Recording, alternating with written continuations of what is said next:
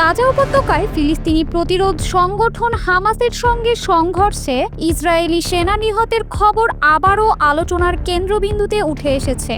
গাজার খান ইউনিসে হামাসের পেতে রাখা বোমা বিস্ফোরণে ইসরায়েলের 7 সেনা নিহত হয়েছেন বলে জানিয়েছে দেশটির সেনাবাহিনী IDF। এর ফলে 2023 সালের 7 অক্টোবর হামাস ইসরায়েল যুদ্ধ শুরুর পর থেকে নিহত ইসরায়েলি সেনার সংখ্যা দাঁড়ালো 430-এরও বেশি। אנחנו ממשיכים להעצים את הפגיעה באיום הגרעין האיראני। ইসরায়েলি সংবাদ মাধ্যম টাইমস অফ ইসরায়েল এবং বার্তা সংস্থা AFP জানায়, মঙ্গলবার স্থানীয় সময় সন্ধ্যা 6:30টার দিকে একটি পুমা সাজোয়া যানে করে গাজায় অভিযানে যাচ্ছিল IDF এর কমব্যাট ইঞ্জিনিয়ারিং কর্পসের সদস্যরা। গাজা উপত্যকার খান ইউনিস এলাকায় পৌঁছানোর পরপরই যানটি বিস্ফোরণের শিকার হয়। ধারণা করা হচ্ছে আগেভাগে হামাসের কোনো সদস্য পুমা যানটির ভেতরে বোমা পেতে রেখেছিল। মুহূর্তেই বিস্ফোরণে 7 সেনা প্রাণ হারান। নিহতদের মধ্যে রয়েছেন একই ব্যাটালিয়নের 5 সেনা সদস্য ও একজন প্লাটুন কমান্ডার। আরও একজন সেনার নাম পরিচয় তার পরিবারের অনুরোধে গোপন রাখা হয়েছে। বিস্ফোরণের পর দমকল ও সেনাবাহিনীর সদস্যরা যৌথভাবে উদ্ধার অভিযানে নামে। আগুন নেভানোর পাশাপাশি একটি D9 বুলডোজার ব্যবহার করে বিস্ফোরিত সাজোয়া যানটি বালু দিয়ে ঢেকে গাজা থেকে বের করে আনা হয়।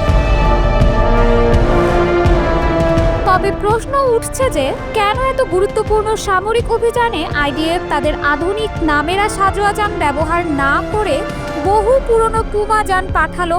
এর আগেও গাজার অভিযানে নামেরা ব্যবহার করেছে ইসরায়েল, কিন্তু এবার তার পরিবর্তে কেন ঝুঁকিপূর্ণ পুরনো যান ব্যবহার করা হলো সে বিষয়ে IDF কোনো ব্যাখ্যা দেয়নি। ইসরায়েলের প্রতিরক্ষা মন্ত্রী ইসরায়েল কাটজ নিহত সেনাদের জন্য শোক প্রকাশ করে বলেন, তাদের আত্মত্যাগ জাতির নিরাপত্তার জন্য এক উজ্জ্বল দৃষ্টান্ত। তবে এর মধ্যেই প্রশ্ন উঠছে যুদ্ধবিরতির পরও গাজায় এই ধরনের বিপজ্জনক অভিযান চালানো এবং এর ফলে ক্রমাগত সেনা হতাহতের যৌক্তিকতা নিয়ে।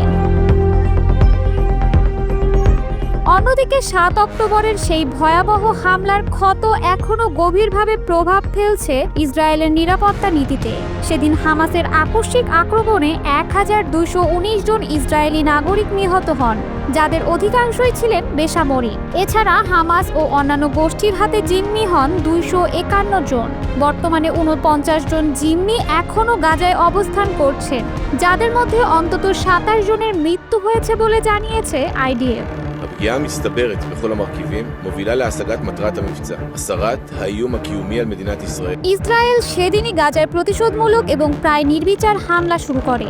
গাজার স্বাস্থ্য মন্ত্রণালয়ের তথ্য মতে যুদ্ধ শুরুর পর থেকে এখন পর্যন্ত অন্তত 56,077 জন ফিলিস্তিনি নিহত হয়েছেন।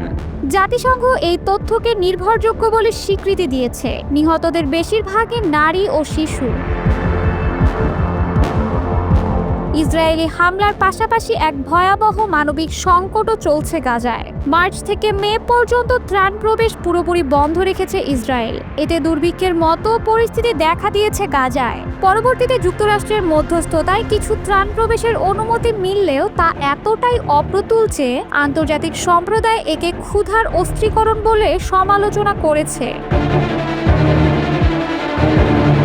মঙ্গলবার ইরানের সঙ্গে যুদ্ধবিরতিতে সম্মত হওয়ার পরই ইসরায়েলের সামরিক প্রধান ইয়াল জামির জানান, এখন সময় হয়েছে গাজার দিকে আবার নজর ফেরানোর। এই বক্তব্যের মধ্যে দেখা যায় গাজার বিভিন্ন স্থানে IDF এর হামলার নতুন ঢেউ।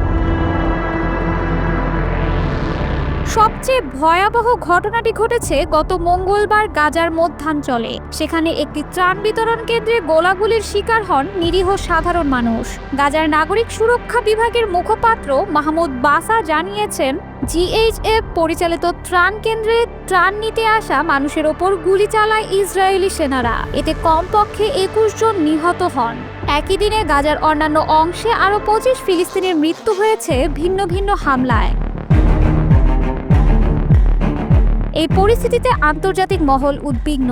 একদিকে যুদ্ধবিরতির ঘোষণা, অন্যদিকে গাজায় চলমান অভিযান ও বেসামরিক হতাহতের সংখ্যা ক্রমাগত বেড়ে চলা। সব মিলে মধ্যপ্রাচ্যের শান্তি প্রক্রিয়া আবারও অনিশ্চয়তার মুখে পড়ে যাচ্ছে।